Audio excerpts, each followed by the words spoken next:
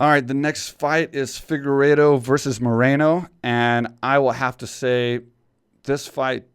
I don't know where I stood in this fight because Moreno's confidence was so high going into it. So I had to think there might be something up his sleeve, and he might be ready, and he definitely showed he was. Figueiredo uh, just couldn't do it, and Moreno looked absolutely amazing. Not only did he beat Figueiredo, but he absolutely dominated him. He put him down in the first round with the jab. He got a takedown in the second round, rode his back, dominated him there. And then in the third round, again, he got a takedown, took his back, got the choke, and finished it. I mean, it was as dominant of a performance as you can get. And that was another exciting fight because who could have expected Moreno to win in such a dominant fashion when they had that first fight that was so close, so hard fought. And, you got the champ saying he didn't have a good fight camp and things weren't, good. And then Moreno, the same, he was saying he was ready and all these things all these variables came into that first fight that got you kind of questioning everything.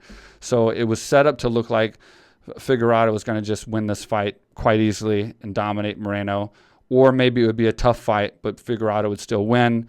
That was not the case. And the cool thing about this fight is it was one of those feel-good fights, I didn't really have a favorite. I like both guys. I didn't really have a guy that I'm just like really rooting for. I was just going for a good fight. I felt like once Figueiredo got, and if I'm messing up his name, I'm sorry, guys. I'm not like an expert at saying people's names. Figueiredo, tomato. I honestly, like, I'm not trying to be disrespectful. I'm not great at people's names. But, the thing is like, I think that first jab when he got put down, it affects you mentally, especially when you're the champ, you think you're going to win. You look at Figueiredo outside the octagon since his last fight and since he's been a champion, he's living the high life. You know what I mean? He's buying all the nice, fancy stuff. He's living good, and he's already in that champ life.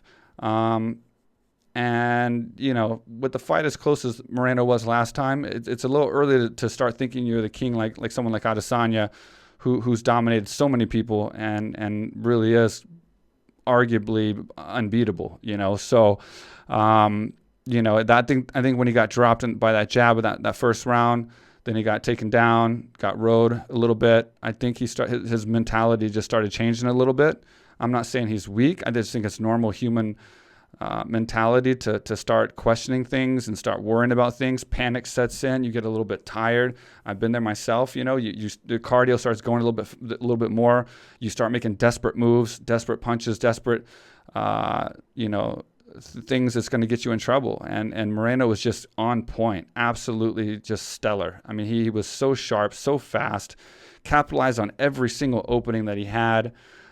He missed the choke first. It didn't faze him at all. He just went right back for another one, got under the chin and got the choke, got the win. And he's the new champion. And he's the first Mexican-born champion. And he was so happy. I was just watching him on the embedded shows, and he was so proud that he had a room of his house, like this small little room that had like Legos and toys, and he collects toys and all this stuff. And he was so happy that he had this room, and he was fortunate enough to have made enough money and be a big enough star in the UFC that he could afford a place to have his own room, because when he was growing up, he grew up in such a small house and he didn't have, he wasn't able to collect toys, more or less have a room to showcase them. And this is before tonight, so... it's one of those wins. It's like, no matter who, even if I was going for Figueiredo and I was a fan of his, you can't not feel great for Moreno and see someone who's the first Mexican-born champion win a championship.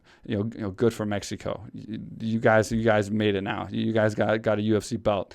And there's a lot of Mexican fans, a huge number of Mexican fans. I know that because my teammate Cain Velasquez, he wasn't born in Mexico, but he's a Mexican American, and he had a huge fan base. And there's a lot of MMA fans there, so I'm sure they're cheering and doing parades for him and everything else coming up. But yeah, it's one of those fights. It just feels really good to see a guy like that win. He deserves it. He fought for it and he earned it. And it's just, man, it's so good to see. That's like a Rose Namajunas fight when she won her title. You're almost in tears watching her shaking as she's getting her belt. So I absolutely live for that. That's why this card is so amazing. It had a little bit of everything, you know. It had a little bit of everything to make it just such a stellar card.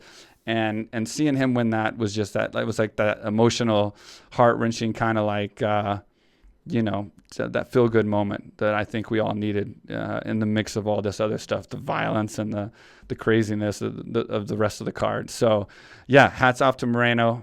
I can't wait to see where he goes from here. I think he put on a great performance, and I think he put himself pretty high up there. It's going to be hard to beat him. It's going to be. I can't think of too many guys in that division that's gonna give him too much of a test right now if he keeps fighting like that. So, yeah, that's all I got to say about that. I won't rattle on, but good job, Moreno.